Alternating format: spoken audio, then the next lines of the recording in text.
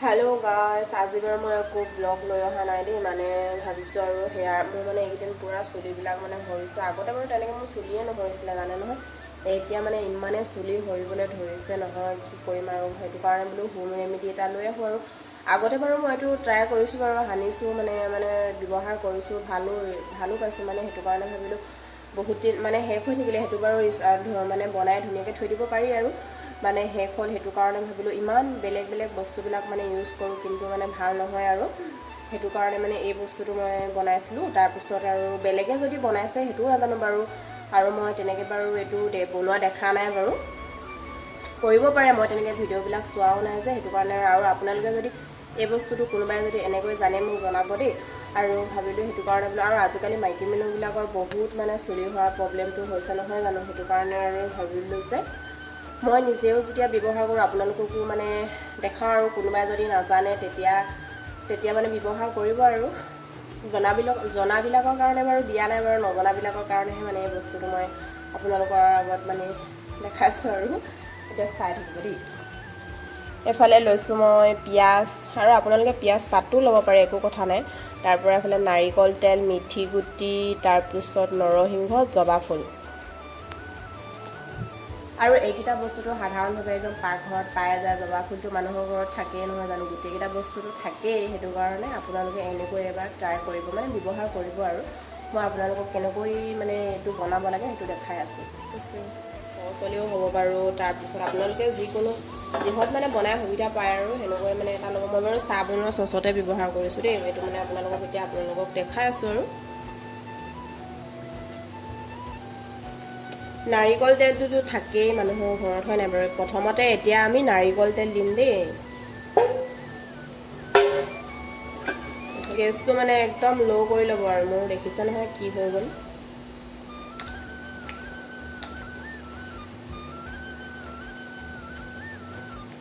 আপোনালোকে জোখ অনুসৰি দি ল'ব আৰু মই মানে কিমানখিনি বনাইছোঁ আৰু সেইটো অনুসৰি দিছোঁ আৰু বেছি নবনাওঁ বাৰু অলপে বনাইছোঁ ইয়াতে মই দি দিছোঁ এতিয়া নৰসিংহ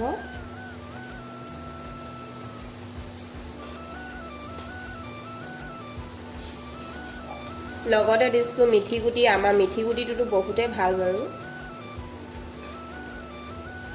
এতিয়া দিছোঁ পিঁয়াজ আপোনালোকে পিঁয়াজ পাতো দি দিব একো কথা নাই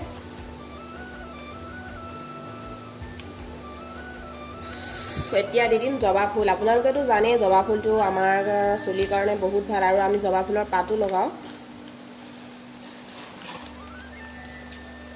আৰু পিঁয়াজটো চুলিৰ কাৰণে ভাল মানে পিঁয়াজৰ তেলো পোৱা যায় বাৰু আপোনালোকে এনেকৈ ঘৰত এবাৰ মানে হোম ৰেমেডি ট্ৰাই কৰি চাব হেয়াৰ কেয়াৰৰ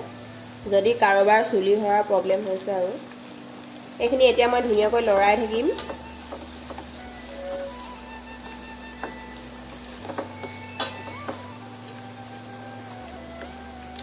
এইখিনি মানে পুৰা উতলিব দিব দেই একদম মানে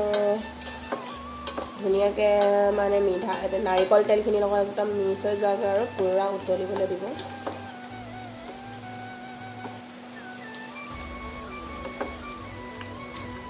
এতিয়া অলপ দেৰি কাৰণে এনেকৈ থৈ দিম আৰু এফালে দেখিছ নহয় গোটেইখিনি এতিয়া ধুনীয়াকৈ সিজি গৈছে আৰু পিঁয়াজো সিজি গৈছে জবা ফুল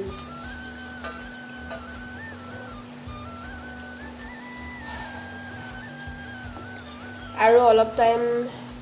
থ'ম আৰু তাৰপিছত হৈ যাব এইখিনি দেখিছে নহয় হৈ গ'ল পুৰা মানে ধুনীয়াকৈ সিজি গৈছে আৰু বস্তুবিলাক এতিয়া বন্ধ কৰি থৈ দিম অলপ টাইমৰ কাৰণে ঠাণ্ডা হ'বলৈ এইখিনি হৈ গ'ল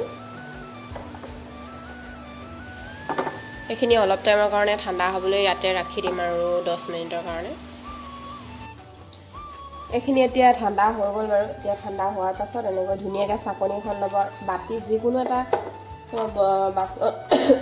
ল'লেও হৈ গ'ল তাৰপিছত এইখিনি এতিয়া ধুনীয়াকৈ চাকি ল'ম মই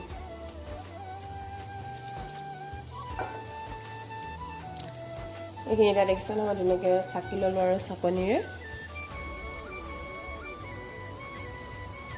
এইখিনি ধুনীয়াকৈ ভৰাই থৈ দিম আৰু এইটো বাৰু তেলৰ বটলে হয়, আপোনালোকে যিকোনো বটল ল'ব পাৰে বাৰু।